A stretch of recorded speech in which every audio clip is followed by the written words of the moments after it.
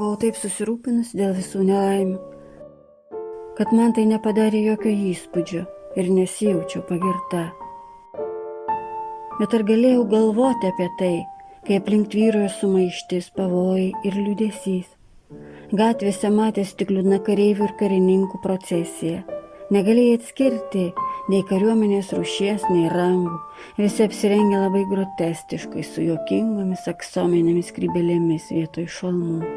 Kiti susisupė bažnytinius apdarus, mantijas, arnutus, altoriaus apdangalus užmestus vienas ant kito, norint apsiginti nuo šalčio, nuo kurio niekas negalėjo apsaugoti. Kai kurie vilkėjo kailių pamuštais moteriškais halatais, prie kaklo pririštomis rankovėmis, arba siautėsi vilnonėmis anklodėmis, drobulėmis numirėlių suvinioti, įkapėmis, tamsiomis livrėjomis, gedulingais mirties simboliais.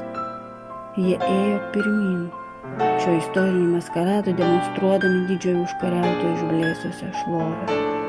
Dėl nepritekliaus ir fizinių kančių, praradę visus jausmus išskyrus drąsą, kuri prancūzų niekad neapleidžia, jie netvarkingai linksniavo, klodami kelią lavonais ir maldaudami tėvynės pagalbos. Štai kokią. Aš vėl pamačiau tą kariuomenę, kuri birželio mėnesį perėjo per Vilnių spindinti ir greita lyg žaibas. Tačiau tai visai nebuvo nugalėta kariuomenė. Napoleoną galėjo nugalėti tik jis pats.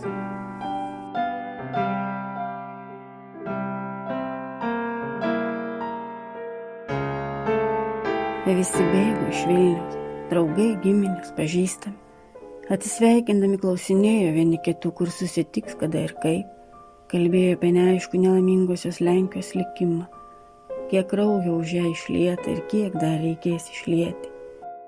Nė minutės nebijojau, negalvojau apie pavojų, nuo kurio visi bėgo, bet mano protas buvo įaudrintas, o širdis plyšo nuo daugybės skausmingų išsiskyrimų. Jis nusprendė palikti mane Vilniuje, o pats pasitraukti su laikinosios vyriausybės nariais. Galų gale pabandykite išgelbėti nors savo kraitį ir aš būsiu patenkintas.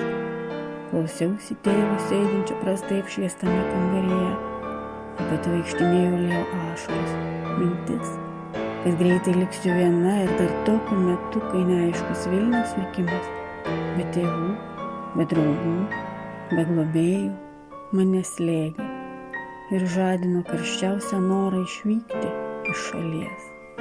Kaip sunku pabusti, kai sielvartauji. Tai metas, kai kūnas dar grūmėsi su miegu, o tu junti neaišku sielvartą ir negali nuvyti įkyriai persekiojančių minčių. Nežinai, ar jau kentėjai, ar dar teks kentėti. Ir rytas praėjo besiruošiant tėvo išvykimui. Jis palinkėjo man drąsos ir